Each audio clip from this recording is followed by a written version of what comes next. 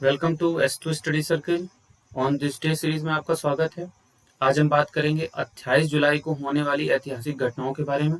आज के ही दिन जब प्रिंस ऑफ वेल्स की विजिट हुई थी इंडिया की, तो कांग्रेस ने उसको बाइकआउट किया था as a part of non cooperation movement. Non cooperation movement क्या था कि नागपुर सेशन में 1920 में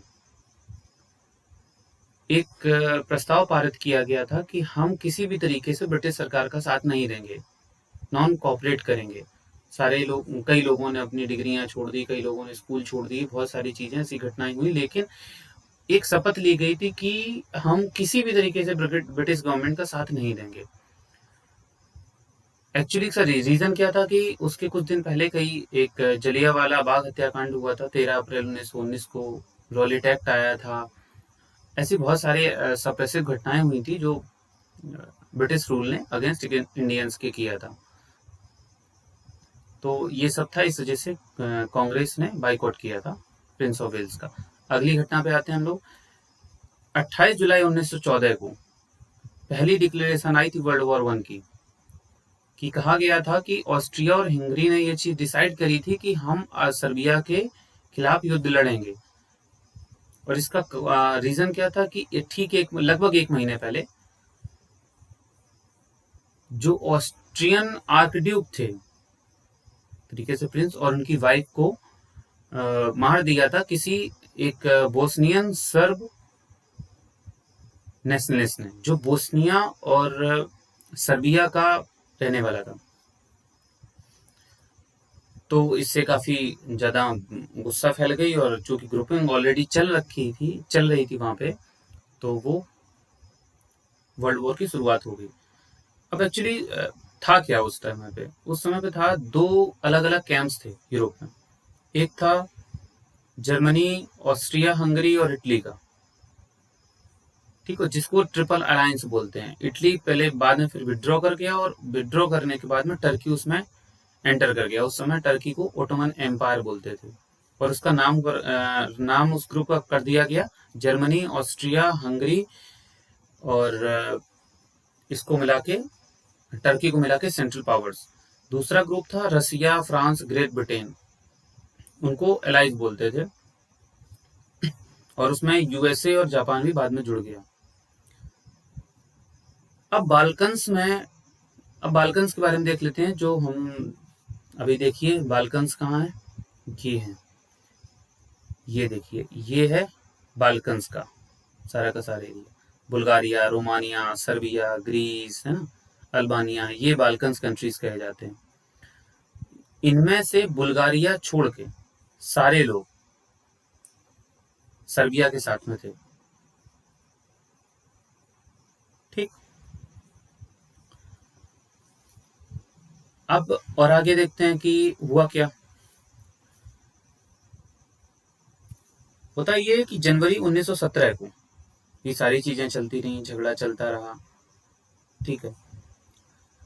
तो अच्छा, एक चीज और देख लेते हैं कि अमेरिका ने पॉलिसी ऑफ न्यूट्रलिटी फॉलो की है वर्ल्ड वॉर के टाइम पे, ठीक है। मतलब हम किसी का साथ नहीं देंगे, लेकिन साथ साथ उसने क्या किया, अपने वेपन्स को सप्लाई किया। किसको? एलाइज को। अब हुआ क्या कि आप वेपन सप्लाई कर रहे हैं, रसद सामान सप्लाई कर रहे हैं, ठीक है, और आप उतर नहीं रहे हैं। तो गुस्से गुस्से में मई 1915 में जर्मनी ने, जो इंग्लैंड एक शिप जा रहा था यूएस का, उसको डुबा दिया। हालांकि ये सब मामला रफा दफा हो गया। वुड्रो विल्सन ने कहा कि माफी मांगिएगा, और वार्निंग भी दी। तो उस समय तो रफा दफा हो गया, लेकिन उसके बाद आता है जिम्मरमैन प्लान। जिम्मरमैन प्लान आता है जिम्मरमैन प्लान आता है जनवरी 1917 में। इसमें कहा गया था कि जर्मनी ने मैक्सिको को एक लेटर लिखा। ये सीक्रेट लेटर था, और ये लेटर लिखने के बाद में उन्होंने ये कहा कि हम लोग एक साथ मिल जाते हैं, जर्मनी मैक्सिको, इसकी वजह से अमेरिका को युद्ध में कूदना पड़ेगा। और हुआ भी वही कि जिमरमैन प्लान लीक हो गया, और अमेरिका भी युद्ध में कूद गया। 6 अप्रैल था उस दिन, जिस दिन यूएस ने भी वॉर की घोषणा कर दी थी। अब यूएस वॉर में कूदा तो फिर सीधी सी बात एंड ही होना है। सारे फ्रेंड्स पे लड़ा गया अलग अलग, वो किसी और वीडियो में हम बता देंगे आपको। वॉर एंड हुआ। इसके बाद जनवरी 1919 में पेरिस पीस कॉन्फ्रेंस हुई फ्रांस में, और उसमें एक ट्रीटी साइन की गई जिसको वर्साइलीज की ट्रीटी बोलते हैं। उसमें दो चीजें की गई, एक तो जर्मनी को इस चीज को एक्सेप्ट करने के लिए दबाव डाला गया कि वो ये चीज माने कि उसी की वजह से जो एलाइज को नुकसान हुआ है और वो उसकी भरपाई भी करेगा। उससे कई हिस्से छीन लिए गए, उसके बड़े बड़े फाइन लगा दिए गए उसके ऊपर, जर्मनी के ऊपर। और कहा जाता है यही जो ट्रीटी थी इसी ने हिटलर को पैदा किया। दूसरी बात ये हुई थी पेरिस पीस कॉन्फ्रेंस में कि लीग ऑफ द नेशंस की इस्टेब्लिशमेंट हुआ था, जिसका फिर से नाम बदल के 1944-45 में तुम्हारा कर दिया गया यूनाइटेड नेशंस। ये थी कहानी वर्ल्ड वॉर की। वर्ल्ड वॉर की कुछ ऐसी चीजें देख लेते हैं कि जो बड़ी अजीब सी हैं। पहली बार केमिकल वेपन का यूज किया गया था जो जर्मनी ने किया था। 85 लाख से ज्यादा सोल्जर्स मारे गए थे। अब तक का सबसे भयानक युद्ध माना जाता है इसको। 1,30,00,000 से ज्यादा सिविलियंस की डेथ हुई थी। 4 इंपीरियल डायनेस्टीज कोलैप्स हुई थी। ऑस्ट्रिया हंगरी की हैंसबर्ग डायनेस्टी, जर्मनी की होहेंजोलोरेंस डायनेस्टी, ऑटोमन एम्पायर टर्की का, और रसिया का रोमानोवस। तो ये थी कहानी, एक थी ब्रीफिंग फर्स्ट वर्ल्ड वॉर की। चलिए आते हैं हम लोग अगली न्यूज पे। आज हम लोग मना रहे हैं world hepatitis day. Hepatitis day एक कंटीजियस डिजीज है। हेपेटाइटिस डे एक कंटीजियस डिजीज है जो ऐसा नहीं कि टच से होती, ऐसा नहीं कि किसी का हेपेटाइटिस हो गया आप उसके साथ रह रहे हैं तो आपको भी हेपेटाइटिस हो जाएगा। हाँ, बट किसी का हेपेटाइटिस इन्फेक्टेड पर्सन का अगर आपको ब्लड दे दिया गया तो जरूर वो फ्लूइड से फैल जाएगा, मतलब आपके अंदर हेपेटाइटिस हो जाएगा। अलग अलग नामों से जानते हैं, hepatitis A, B, C, D, E. और ये 28 जुलाई 1925 से इसी वजह से मनाया जा रहा है कि आप हेपेटाइटिस के बारे में जानें और उसके ट्रीटमेंट के लिए अच्छे से व्यवस्था कर सकें और उसको रोक लें।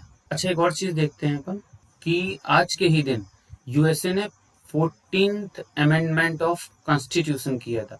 ये इसलिए इम्पोर्टेंट है, 1868 में कहा गया था कि जितने भी पर्सन्स हैं यूएस में, चाहे वो यहाँ पे उनका जन्म हुआ हो या फिर नेचुरलाइज सिटीजन्स हो, मिला के उन लोगों को भी वो नागरिकता मिलेगी। और उसमें इंक्लूडेड थे जो लोग गुलाम बना के लाए गए थे, उनको भी नागरिकता दी गई इसी 14th अमेंडमेंट से यूएस के। इसलिए इंपॉर्टेंट है। अगली न्यूज कि पेरू ने 28 जुलाई 1821 को अपनी इंडिपेंडेंस डिक्लेयर की थी स्पेन से। एक बार हम लोग देख लेते हैं इसके बारे में, पेरू के बारे में।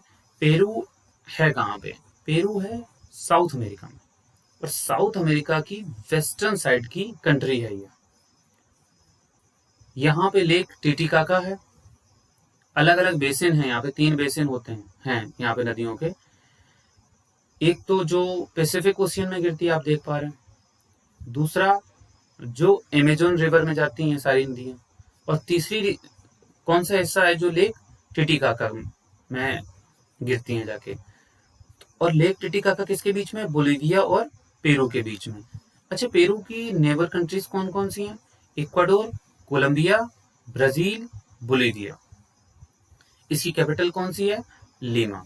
एंडीज पर्वत श्रृंखला का बहुत बड़ा हिस्सा पेरू में ही पड़ता है। तो ये थी आज की ऐतिहासिक घटनाओं के बारे में जानकारी। Thanks for watching astro study circle. मिलते हैं हम लोग कल एक नई वीडियो में। Thank you.